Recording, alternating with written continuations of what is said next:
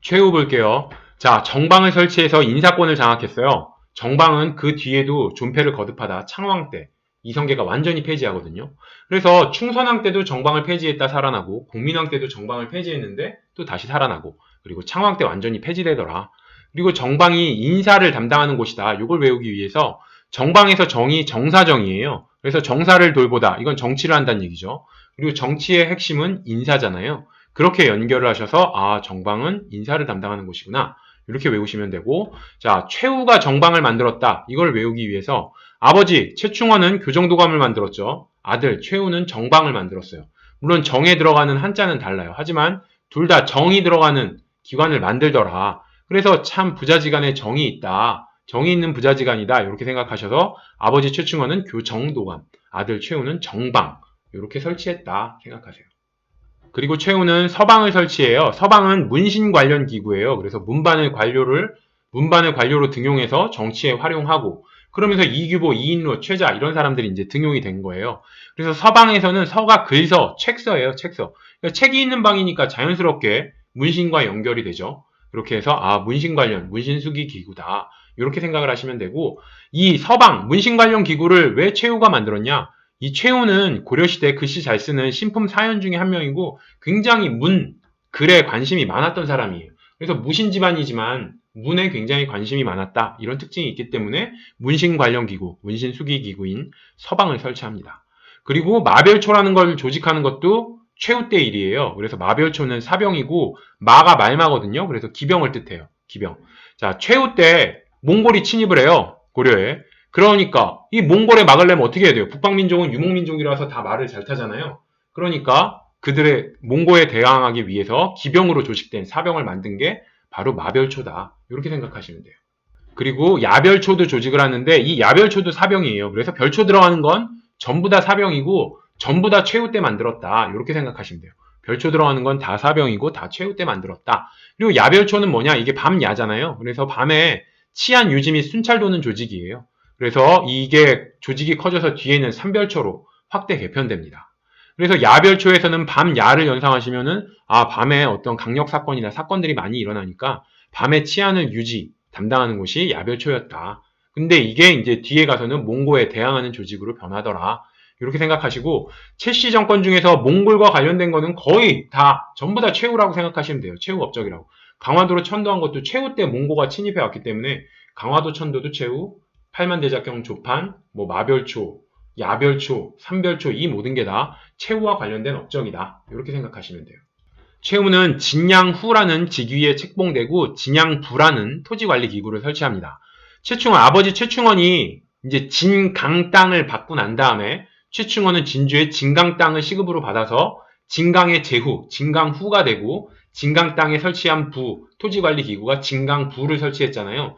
아들도 똑같아요. 아들 최후는 진주 진양 땅에 시급을 받아서 진양의 제후, 진양후에 책봉되고 진양 지역의 토지를 관리하는 부서 진양부를 설치하게 됩니다. 그래서 아버지는 진강, 아들은 진양을 받았다. 그래서 아버지는 강하니까 두 개 굳이 진양, 진강 구분하자면 아버지는 강하니까 진강이고 아들은 아무래도 어리니까 어린 양 생각하셔서 진양이다. 이렇게 해서 진양의 후라는 제후 직위에 책봉됐고 진양의 토지관리하는 부서, 토지관리기구 진양부를 설치했다. 최후 때 몽고가 침입해 왔다고 그랬죠. 그래서 거기에 대해서 대몽 항쟁을 해요. 먼저 일단 최후 때 몽고가 침입해 왔다. 이걸 외우기 위해서 최우는 우가 이걸 걱정우라고 생각하세요. 그래서 최우는 최고로 걱정이 많았어. 왜? 몽고가 침입해 왔으니까. 그 강하다는 몽고가 침입해 왔으니까 최우는 최고로 걱정이 많았어요. 그래서 최후 때 몽고가 침입해 왔구나. 그래도 무신의 기백이 있으니까 대몽 항쟁을 펼친 거예요. 그래서 수도를 강화도로 옮기고 거기서 이제 불신물을 이겨내기 위해서 팔만대장경을 조판하고요. 그리고 상정고금 예문이라는 인종 때 만들어진 책이 있는데 이거를 금속 활자로 다시 한번 또 인쇄한 게 최후 때 업적이에요. 그래서 이제 몽골군이 침입하니까 최후는 강화도로 천도하고 상정고금 예문 책을 낸 사람은 인종이라고 그랬어요. 근데 이 책을 이제 금속 활자를 만들어서 책을 간행한 사람은 최우다. 그래서 이제 최후 때 이렇게 특징을 부여해서 외우시는 거예요. 팔만대장경과 상정고금 예문. 팔만대장경은 목판으로 만든 거죠. 그래서 목판으로 팔만대장경을 만들었고 상정고금 예문은 금속 활자로 만들었다고 그랬잖아요. 그래서 금속 활자로는 상정고금 예문을 만들었다. 그래서 최후 때는 목판으로도 만들고 금속으로도 만들었다. 금속 활자로도 만들었다. 이렇게 특징을 부여하시면 돼요. 자, 몽골 침입했을 때 집권자는 최후라고 했죠. 최후로 걱정 많은 사람. 그리고 그때 당시 왕은 고종이에요. 이게 재밌는 게 고려 고종은 몽골 때문에 고생하고요. 조선 고종은 일본 때문에 고생하잖아요. 일본 식민지하에서. 그래서 고가 쓸 고. 그래서 이게 고종이란 이름 붙은 사람들은 다 이민족에 고생하더라. 고려 고종은 몽골에, 조선 고종은 일본에 고생하더라. 최후 때는 이연년의 난이라는 게 이제 일어나요. 그래서 초적 이연년 형제가 전라도 담양에서 일으켰는데 타이틀은 이제 백제부흥운동을 전라도에서 일으켰으니까 백제부흥운동을 타이틀로 해서 일으켰어요. 그래서 이연년 이게 이제 백제부흥운동이다 이걸 외우기 위해서 이연년이 배째라네 요렇게 한번 생각을 해볼게요. 그래서 연년 이건 무슨 얘기예요? 연년 여자 두 명이란 얘기죠. 연년이니까 그래서 여자 두 명이 연년이 음식을 실컷 먹고 난 다음에 돈 없다면서 버티는 걸 본 주인이 이제 한 말이에요. 그래서 이 두 명의 여인이 이 두 명의 이 연년이 음식 잘 먹고 배째라네. 이 연년이 배째라네. 이렇게 해서 이 연년이 배째라네. 이렇게 생각하시면 이 연년에 나는 백제부흥운동이구나. 이렇게 생각을 하시고 자 신라부흥운동 이비패자의 난이 있었죠. 최충원 때. 그리고 고구려부흥운동 최강수의 난이 있었어요. 이거는 최충원 때예요. 그리고 이제 백제부흥운동은 최우 때. 그래서 이 부흥운동이 가장 힘이 셌던 게 결국은 신라가 통일했으니까 신라가 가장 힘이 셌죠. 그래서 신라가 가장 먼저 이제 삼국 부흥운동 중에서는 신라가 가장 먼저 일어나고 그 다음에 고구려 부흥운동 일어나고 가장 마지막에 백제부흥운동 힘이 약했던 백제부흥운동이 가장 마지막 최후 때 일어나더라. 이 정도 생각을 하시면 되고요. 무신집권기 난 순서 헷갈려 하시는 분들이 많아서 순서 한번 잡고 갈게요. 이거는 각 무신 집권기마다 어떤 난이 일어났는지 그것만 딱 알고 계시면은 별로 시험 문제 풀 때 어려울 게 없어요.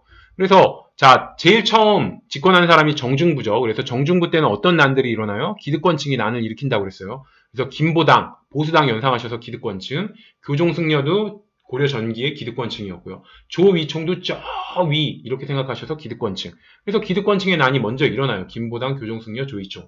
그리고 하나 더 특이하게 공주 명학소의 난. 여기선 소가 있기 때문에 원래 특수행정구역 소, 향소부호 중에서 소에서 일어난 난이지만 이게 정중부 때 일어난 난이라는 걸 외우기 위해서 정중부 때 난의 특징이 기득권층의 난이잖아요. 그래서 이 공주 명학소에서 공주를 프린세스라고 생각하셔서 프린세스면 기득권층이지 이렇게 생각하셔서 이것도 정중부의 난에 정중부 집권기에 일어났다. 이렇게 생각을 하시고 대신에 이 공주명학소의 난은 기득권층의 실질적으로는 기득권층의 난이 아니기 때문에 가장 정중부의 난 중에선 마지막에 일어났다. 이렇게 생각하시면 되고 정중부 다음에 집권한 사람이 경대승이에요. 정중부 죽이고 집권했으니까 자기도 죽을까봐 사병을 굉장히 우대해줬어요. 도방을. 그러니까 사병들이 막 이제 기고만장해가지고 원래 이제 공무원들이나 관노를 부려먹을 수가 있었는데 사병들이 자기가 마치 국가 공무원인 양 막 관노를 부려먹으니까 관노들이 짜증나서 전주 관노의 난을 일으켰다. 이렇게 생각하시면 경대승 때는 전주 관노의 난 하나밖에 없어요. 그리고 이의민의 난은 가장 또라이라고 그랬죠. 그래서 이의를 제기하는 백성이 가장 많았어요. 이의를 제기하는 백성이 가장 많으니까 최대 규모의 난이 일어나는 거예요. 이의민 때. 그래서 김삼이 효심의 난, 김삼이와 효심이 각각 다른 지역에서 난을 일으켜서 합심을 해서 최대 규모의 난이 되더라. 그래서 이의민 때 김삼이 효심의 난. 그리고 최충원 때는 최충원 때 만적의 난이라는 게 일어나요. 그래서 이제 이거는 최충원이 잘 나가니까 그 노비도 잘 나갔던 거야. 만적도. 그러니까 이 노비가 뭐라고 그래요? 왕후장상의 씨가 따로 있냐? 우리도 한번 신분 해방해보자. 이러면서 만적의 난을 일으켜요. 이 만적의 난까지가 이제 일반적인 난이에요. 근데 이제 최충원 때 돼서 체제가 안정이 되니까 더 이상 난을 일으킬 명분 이런 게 좀 별로 없는 거야. 그러니까 명분을 찾다 못하니까 가장 막판 가면 무슨 난이 일어나냐? 삼국 부흥운동을 타이틀로 내세워서 난을 일으키더라. 그러면서 이비패자가 난을 일으켰는데 마땅한 타이틀이 없으니까 신라 부흥운동을 주장하면서 경주에서 이비패자가 난을 일으키고 신라가 가장 힘이 셌으니까 삼국 중에서 신라 부흥운동이 가장 먼저 일어나고요. 그 다음에 고구려가 힘이 셌으니까 최강수의 난이 고구려 부흥운동으로 일어나고 가장 마지막의 난은 최후 때 이연년의 난이 백제부흥운동을 주장하면서 일어나더라 난이. 이렇게 생각하시면 난의 순서는 헷갈릴 게 없습니다. 집권자 때 어떤 난이 있었는지만 딱 잡아놓으시면 헷갈릴 게 없어요.